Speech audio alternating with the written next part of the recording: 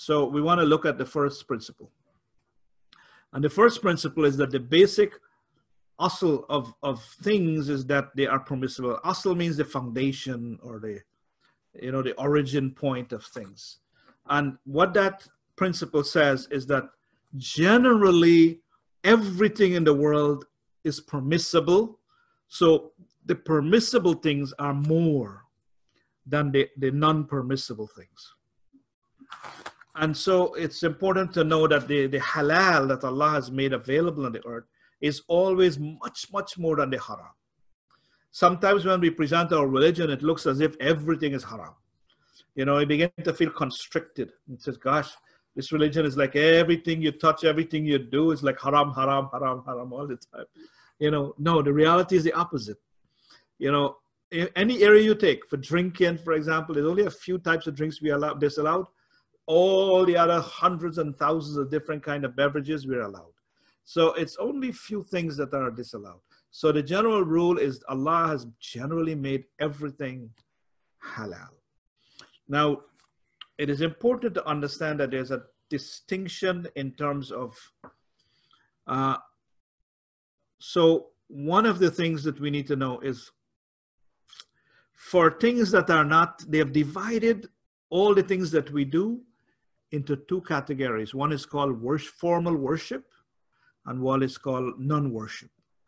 So, for example, the formal worship will be those areas that include salah, zakah, saum, hajj.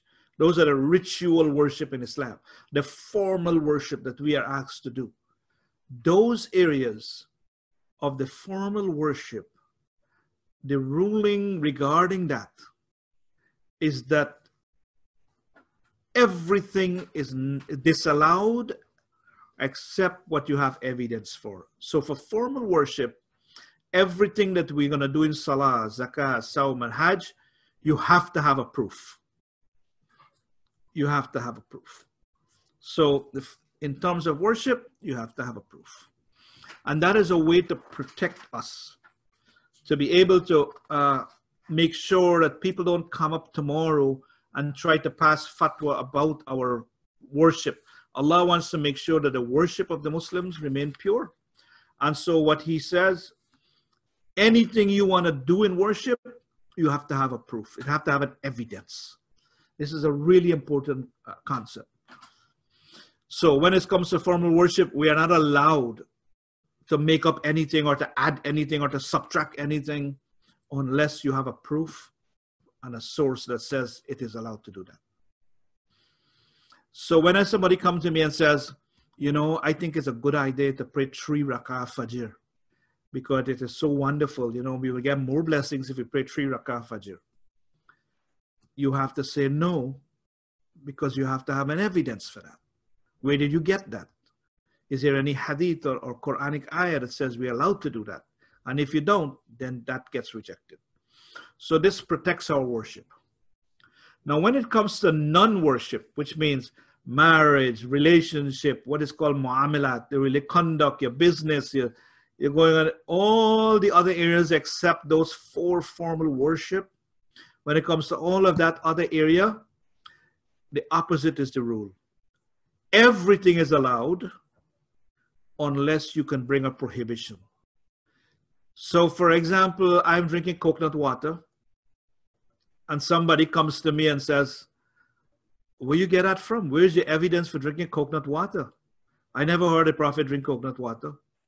So you turn to them and say, everything is allowed unless somebody can show me a prohibition. And so the default mode for non-worship issues is that everything is allowed. When you're driving a car or you have AC in the masjid or whatever it is, unless someone can bring you a prohibition about it, it's considered allowed.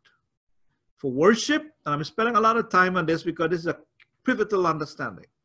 For worship, everything is disallowed unless you have a proof to do it. So this is an issue that always comes up. And so I give you a couple of examples. for example, somebody say, is Yawm Nabi allowed or not? Or celebrating my birthday, is that allowed or not? So now we have to decide, is it in worship or non-worship? And so if we say, for example, our celebrating our birthday, it's not in the worship, which means the ruling is everything is allowed unless somebody brings a prohibition, some hadith that's saying it's prohibited. And so for the birthday, for example, there are scholars who differ on both sides because they consider celebrating a birthday a form of worship. And so they may classify birthday in the worship category and say it's not allowed because there's no evidence. Whereas other scholars will say it's a non-worship matter, which means it's okay to do it because we have no prohibition that is there. And I hope I'm not confusing you. So for birthday, if there's no prohibition, then the default, it's allowed. Can I celebrate Valentine's Day? If we classify it, and it's in the classification that we make the ruling. If you classify Valentine as worship, then you will say, no, it's not allowed because we don't have any evidence to say that it is justified.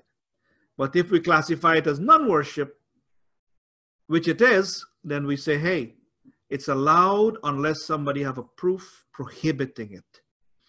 And that is why you will have scholars on Yawm Nabi. Some of them said, this is like worshiping the Prophet. And so they will classify it as worship and says it is prohibited because it comes under worship category.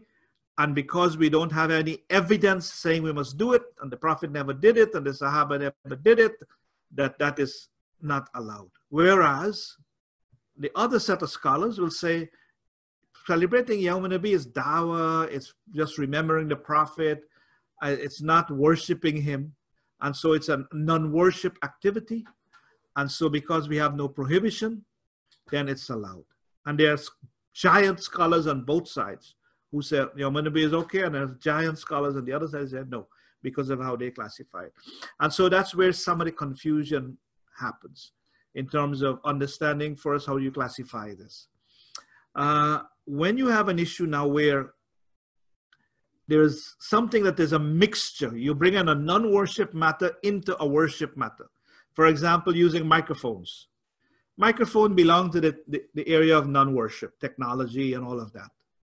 But now I want to use the microphone for my worship. I want to use it to pray my salah. And that's where it becomes very technical, because now we have to classify this microphone. Is it an issue of worship? Is it affecting the worship or not? And initially, scholars used to reject having microphone and any kind of technology.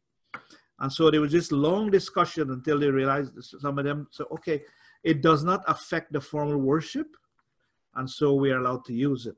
They even had objections to the tasbih, that we have those beads, because the Prophet ﷺ never used the beads. He used to use his fingers. And so initially people say, hey, we are bringing something that is different. But the using of technology to enhance worship generally is classified as a non-worship move, and so it's allowed in most cases. Looking for the moon, and there's also discussion, can I use a telescope? Can I watch it with, naked eyes? And all the issues like that. Now, what about the issue of Halloween? When it comes to holidays which have a pagan worship attached to it, then those are the ones we have to shy away from, because now it's talking about worship. Because when we celebrate Halloween, we are supporting the concept of how Halloween originated, which is to promote pagan worship, and that becomes a no-no. And so those kind of holidays we do not participate in.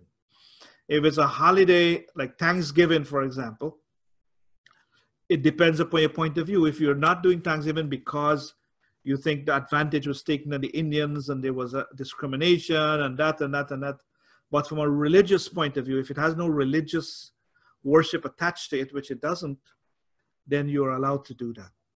And so that's how the scholars will try to understand from this basic principle to determine whether things are halal and haram. And so that's our first principle. Second,